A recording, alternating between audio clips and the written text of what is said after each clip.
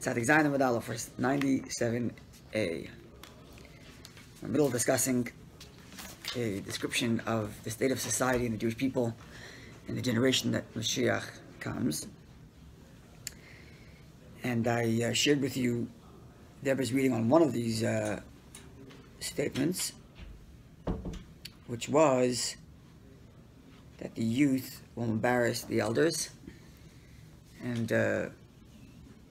the literal reading is that there's no respect, and it's a derogatory statement. And the Rabbi added that it's not that we're negating the literal interpretation, but that in that kind of society, there's the opportunity to inspire the youth to lead the way, and that the young ones can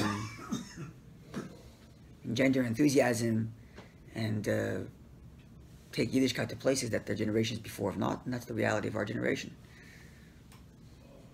Okay, and then there was a couple other things Gemara described about that time. I want to continue for a few more lines about that until the Gemara gets to a discussion about the. We'll get to that tomorrow. Good morning. The arc story of history, the 7,000 years of the world, and what happens in each of those epochs, each 1,000 years, the different opinions. We'll get to that, God willing, tomorrow. So I'm going to go till that point, where the Gemara is going to list a couple of other things, societal commentary on what the generation of Moshiach looks like. I'm going to share with you another teaching from the Rebbe that I heard on one of these statements, and then we'll see if those two statements from the Rebbe can help us understand the rest of the commentary of what society looks like at that time. So that's what we're doing.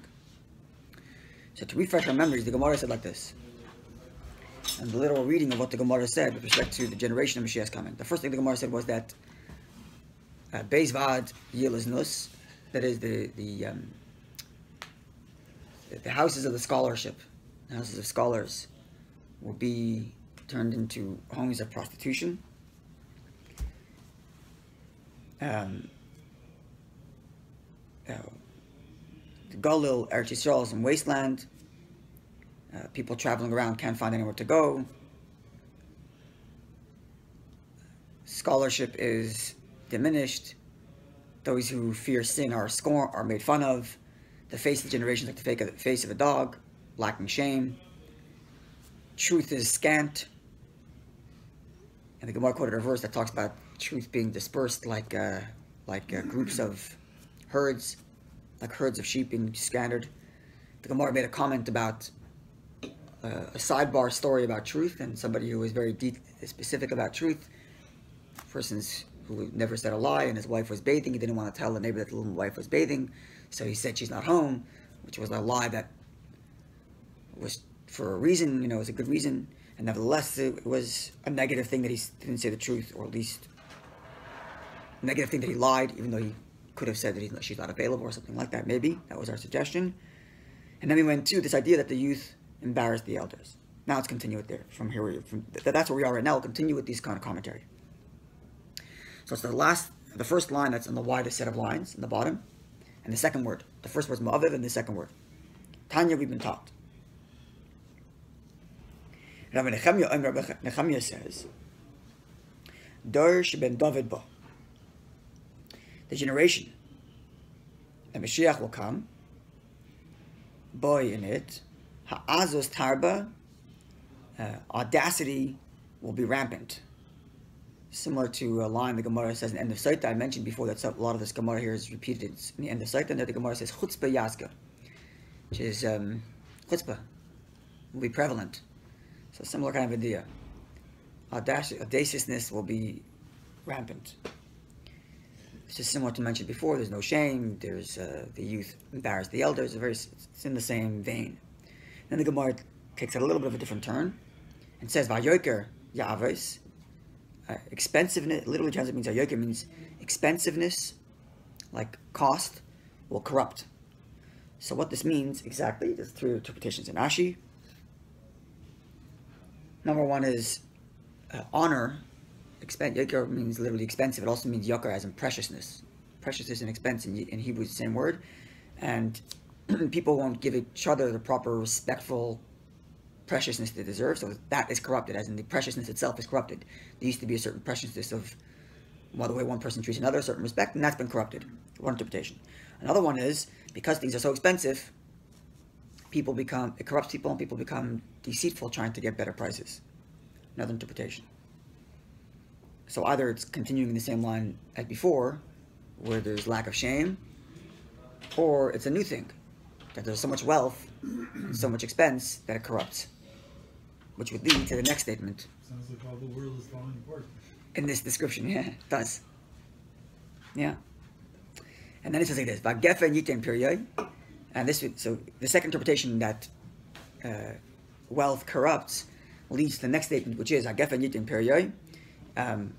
Grape shall give its, or wine shall come from the grape, meaning to be abundance of wine.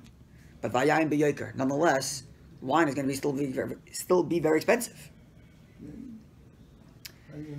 What this means exactly, there's different interpretations. We'll go with one of them, which is that people are going to be so the demand for wine is going to be so high, because people are going to be drinking so much, that notwithstanding the fact that there's abundance of it, it's still going to be expensive, because the demand is high. And then it says, "V'nepcha kol hamalchus l'minus," all kingdom, all governments, we transform to heresy, the heretical governments. Ve'ein techacha, the idea of rebuke will be non-existent. No, you're not to rebuke anybody. Sounds familiar? Okay, so this is the end of the statement from Rabbi Nechemiah. And the Gemara said, this Rabbi Nechemiah was from Tanaic age text. It began with the word Tanya. And this, the Gemara says, backs up that which Rabbi Yitzchak said. Rabbi Yitzchak being a sage from the Gemara's age. For Rabbi Yitzchak said, Ein ben David ba, Moshiach will not come to the point, only at the point when all government will be transformed into heretical governments. No longer governments that believe in a one God. Okay. Rabbi says, what's the verse which alludes to this idea? So the Gemara says, Kulai havach lavan tahar. So this is talking about tsaras, and there are different types of tsaras. Tsaras is the spiritual leprosy, when a person's body turns to white because of spiritual affliction. And the verse is, the literal halacha is, that if someone's entire body becomes white, then he's not, it's not a tsaras. It's only one part of his body is white. But over here, there's at least this idea that the entire thing becomes white, as if to say, the negativity is spread everywhere. And then they're ready for redemption. Then it's not going to, when it's leprosy is only in one spot, so Mashiach's not coming yet, because it's only in one place. But when the leprosy is everywhere, so it's pure, as now Mashiach can come. That's kind of the play on the verse. Okay. We'll read one more text before we get to the issue we described earlier tomorrow, the arc of history, and the different millennia. Not millennia, what's it called? How do you say 1,000 years? Yeah. Millennia. Okay. I'm thinking century, yeah, millennia. Okay, so Tanur Rabbanan, before we get to that, Tanur Rabbanan, our sages is taught. The pasuk says, Ki Yodin Hashem Amai. It's a pasuk in Devarim, which says, Ki Yodin Hashem Amai, God will judge his people. And then it goes on, and his servants, he will yisnachim, and will comfort them. Yodin Hashem Amai means in the positive sense, not in judgment as in God's going to wag his finger and judge, rather judge them as in bring them to the right justice that they deserve. Why? Because God will see, because God's going to see that there's no hand left for them. I mean, there's no help for them. There's nothing available to them. And therefore, God's going to come to their aid. That's the verse. So says this text, interpreting this verse, this means, Ein ben David ba, Mashiach won't come till the point that she yirbu ham mesoidos, that the Muslim, those who snitch, informants, that's the word, that's what I was looking for, informants, people who tattletale on other Jews to the government, and use the government to hurt other Jews. So when that becomes prevalent, then that's the generation Mashiach's generation will come. Okay, Dover Acher, so that's one meaning, there's no one to help them. In other words, the government is not helping them because people are snitching on each other. Okay, another interpretation of this verse is, meaning that nobody to help them, means there won't be many scholars. be very few scholars to help them along, to lend a hand and support them. So God has to come and help them. Another interpretation. Third interpretation, another interpretation, Mashiach will come when there's not a coin left in the pocket. Many people, they have nothing left. So God's going to help them. In other words, this verse is saying that God's going to help them when there's nothing left. But what does it mean, nothing left? There's no one to help them. Another interpretation, Mashiach will come at a time when Jews give up on redemption. They have no hope left. Yeah, I know you're like, what is this about that? This is where we're going to get to the Rebbe's interpretation in a second. What does this mean? Our entire prayer service, if you read it in English, is all about, we're waiting for Mashiach. We mentioned it like 10 times a day. So we're supposed to ignore those prayers and give up on Mashiach's coming? In fact, the next Gemara is going to make it even more difficult. Alright? So he concludes his text 1 second by saying, Shenemar, the verse says, Efes Otzer Va'azov. The verse says, this verse we just quoted earlier says that God's going to come to the aid of the Jewish people because their hand is gone, they have nothing left. So, I mean, to say, Kiviyachol, so to speak, Ain't Semach Va'Ozel Yisrael, there's no one to rely on. Jews have no hope left, and that's when Mashiach comes. And Kihadar Abzeda, this follows that which Abzeda said, and this is incredible. When Abzeda would see scholars that are busy studying about Mashiach's coming, Amalu, he would tell them, please stop doing this. Stop studying about Mashiach's coming. Yeah?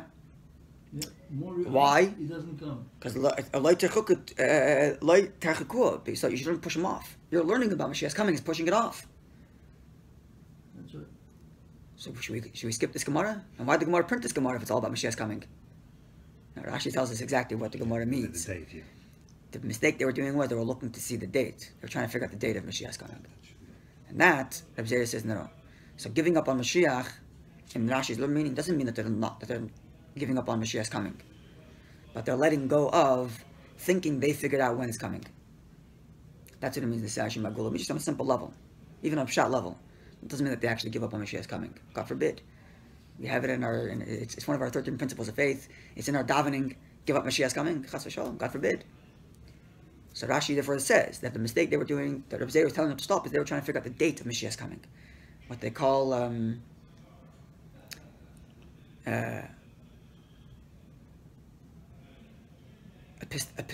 epistemology. People who try to figure out the end of days. Epistemology. There's a word for it. To have Mashiach for free. Eschatology. That's the word. Eschatology. Thank you. Eschatology. Yeah, so that's what they're trying to figure out. The truth is, throughout history, there have been many scholars who have been trying to put dates to it, especially since there's this famous pasuk in Daniel which describes that after a few hundred years after a big house is built, that's when Mashiach comes. So there have been different scholars trying to figure out what exactly this big house is and when are those 100 years later. While here the Gemara is saying, in Rashi's interpretation, the simple reading, you're not supposed to try to figure out what date Mashiach is coming. Learn about Mashiach, certainly. You have to. It's in the Gemara. We don't skip this Gemara, God forbid. And it's in our davening not to give up about Mashiach's coming, but to give up on the idea that you figured out what day is coming. That you're supposed to let go of. This is the literal reading, and in a second we're going to get the Rebbe's reading, which actually doesn't negate this literal reading, but gives a deeper reading, as we'll see. So, and Rabbi Zera would say, in telling them to stop trying to figure out what the date Mashiach is coming, the Tanina, what we learned, Gimel Boyim Hesach. There are three things which come. Hesach means literally meaning like translated literally. Hesach means lost, or Hesach means withholding. Das, knowledge. So absent-mindedly. Three things come to a person absent-mindedly. Eluhin, these are following. Mashiach comes when a person's absent-minded about it. Metzia, a lost object. You don't go searching for lost objects. You bump into it. It comes absent-mindedly. Va'akrav, and a scorpion. It comes to you without when you don't notice. Comes to you? It bites you. A bite. A scorpion, without noticing. Okay. So end statement. The next Gemara we'll get to tomorrow about the Fachad Churuv, the one millennia of destruction, and what that means, and we'll get to that with all the different opinions. We'll get to that tomorrow. But let's look at this for a second. So we heard Rashi's interpretation about what this means, that Rabbi Zera tells him to stop learning about Mashiach, that's trying to figure out what date he's coming. So Chassidus explains, I've seen a number of places where Rebbe explains this on different levels, and they all amount to the same thing. So I'll give you two different, like, nuanced interpretations of what this means. So you remember way back when we learned about Das. We spent quite a week or so on Das, and how Das means that a person really feels and cares for something, not just understands something, but really connects to it. We explained what Das meant, based on Chassidus talking about Das. So therefore, they explained, what does Hesach HaDas mean?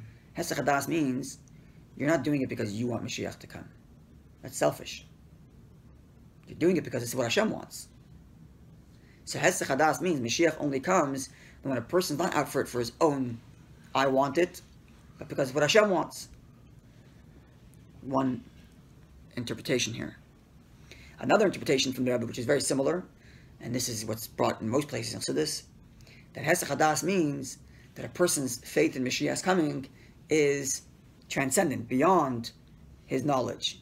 We've talked about this before, how a person's connection to Hashem and a person's study of Torah and mitzvahs, notwithstanding that it requires a person's mind and engagement of his mind and heart, at the end of the day, his commitment to Hashem is super rational. Because this is who he is as a Yid. It's not something you can quantify and put onto a page in a calculus and if punch it in the numbers and it comes to the conclusion, oh, he's a Jew, he's serving Hashem. That's all true. But much deeper than that is a connection to Hashem that's Hesach HaDas. That's super rational. His faith in Hashem and his faith in Mashiach's coming is not because he figured it out. And this is what I think connects to the simple interpretation. What does this mean that a person, when Rashi says that the mistake they were making was looking for the date of Mashiach's coming? What leads a person to figure out to look for the date? It's led by this idea, rational calculation. Exactly. That he figured out the system of the world, he knows what's going on, and he's going to put a date to it based on what he thinks is right. And comes to Gemara and says, no, Hesach HaDas. You let go of your knowledge. There's a God, and he runs it, and your faith and trust in him beyond what you think is right or wrong. And there's Hesach HaDas. So giving up on Mashiach, Nisashim and Agula, doesn't mean literally give up on Mashiach's coming. God forbid. God forbid a Jew gives up on Mashiach's coming.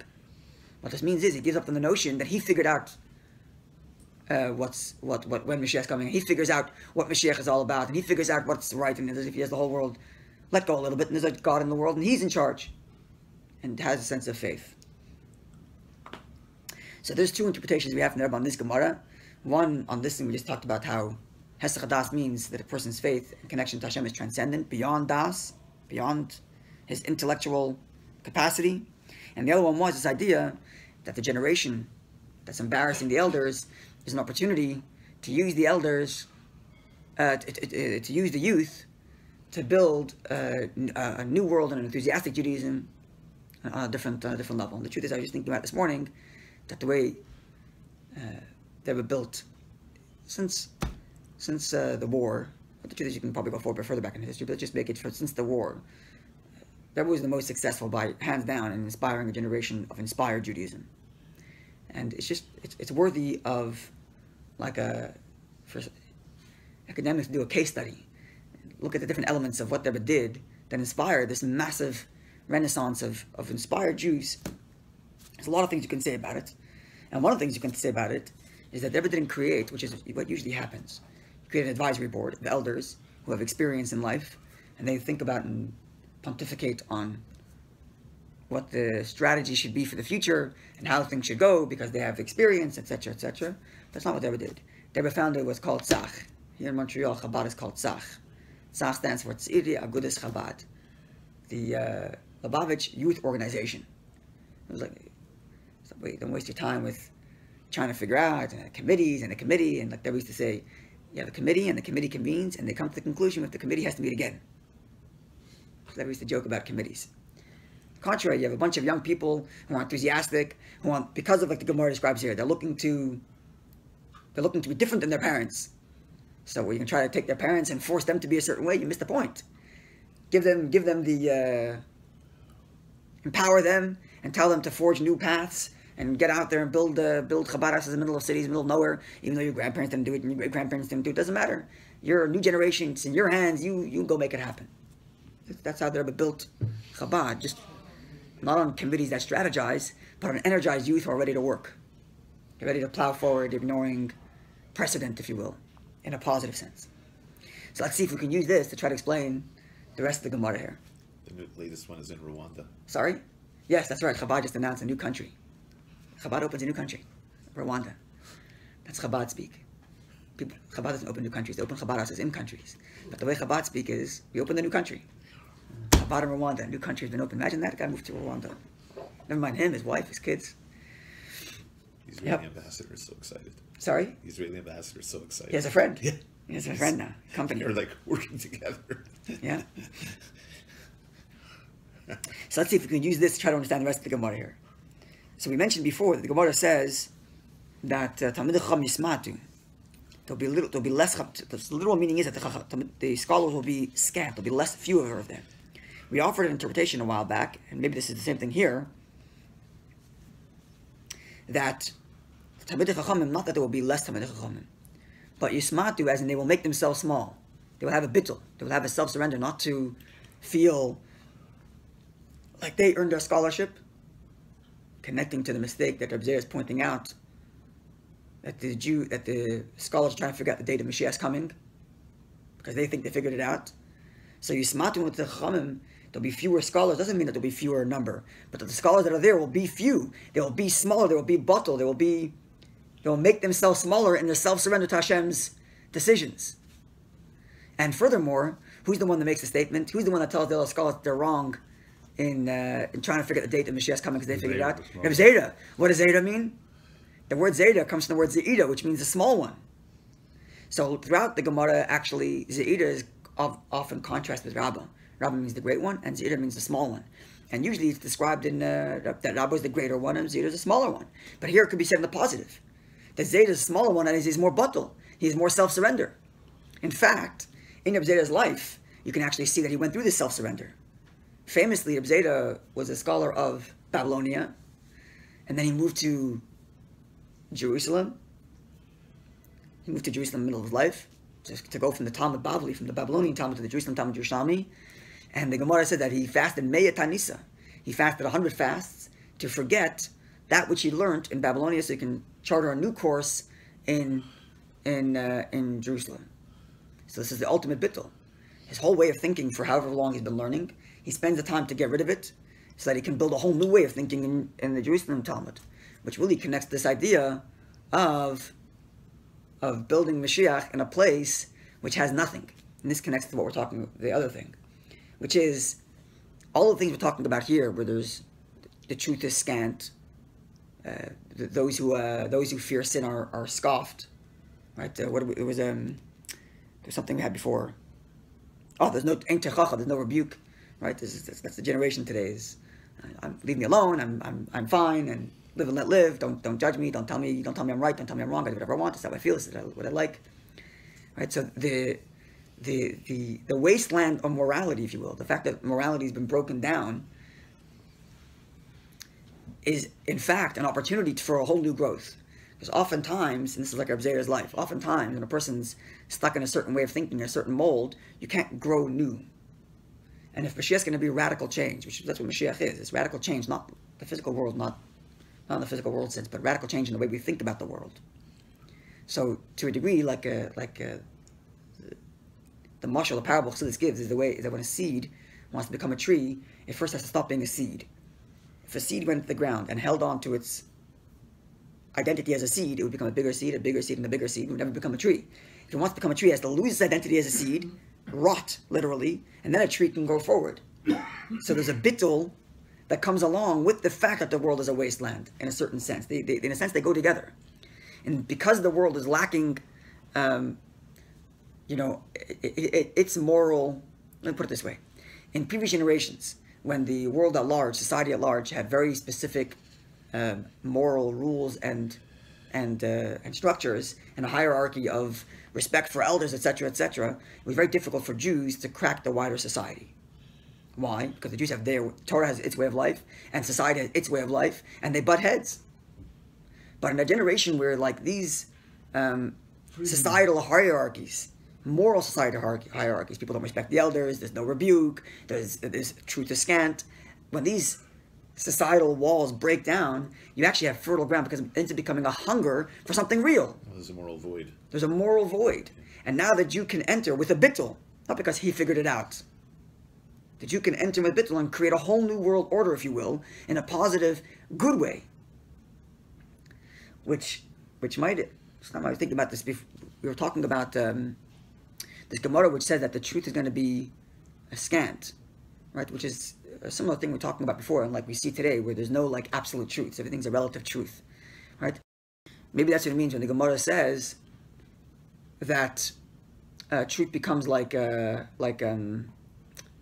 herds that run off, as in everybody has their own moral relative sense of sense. This person runs there, thinks the truth is here. This one runs there and thinks the truth is there, right?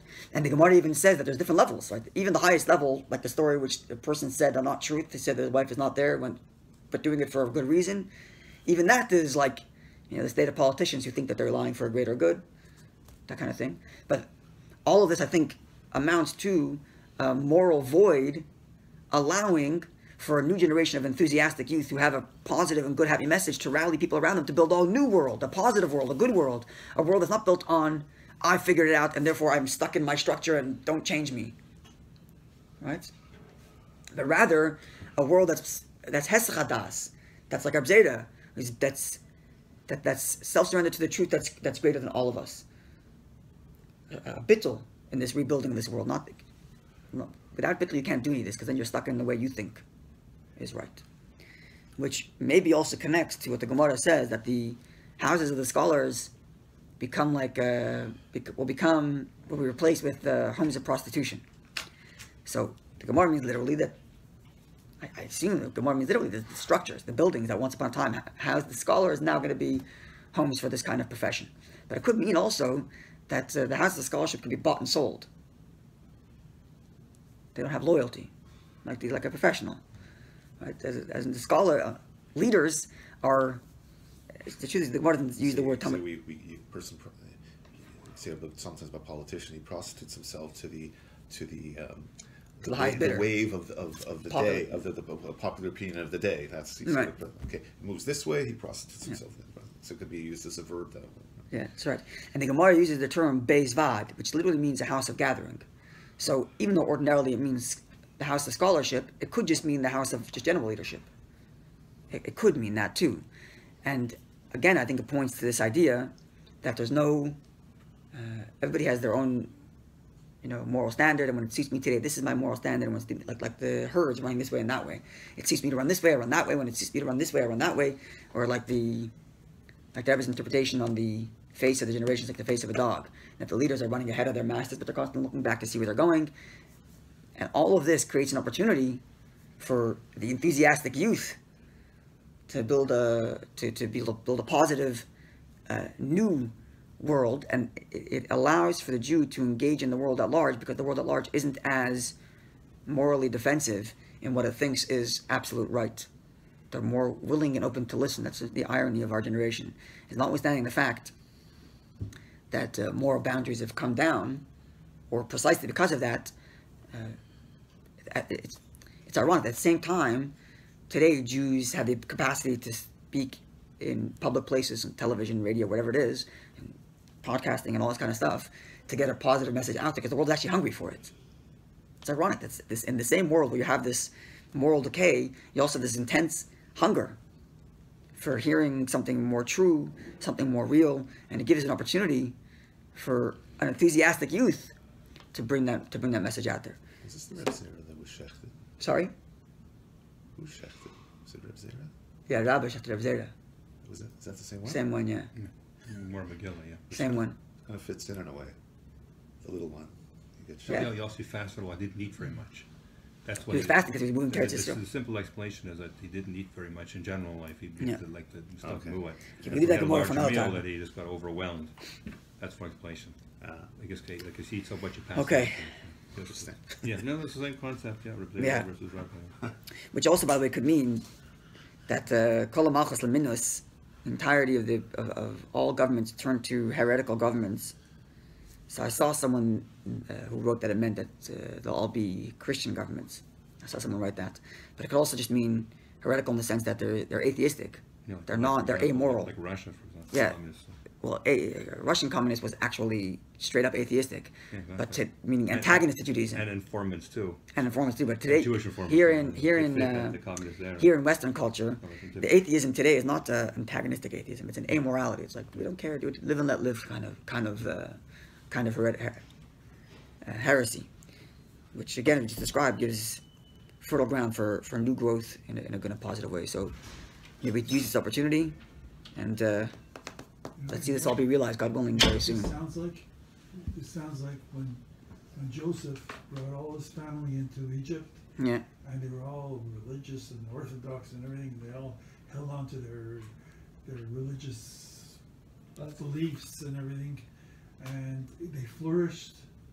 And slowly they just went downhill and downhill and downhill, and then God brought them out. It's like the Moshiach came. Yeah, there are a lot of parallels. There are a lot of parallels. To make that analogy. Yeah. There's a lot of parallels to that. That sometimes you We talked a little bit on Shabbos. Because they fall so low if you don't redeem now. Okay, wonderful day, everybody. Right.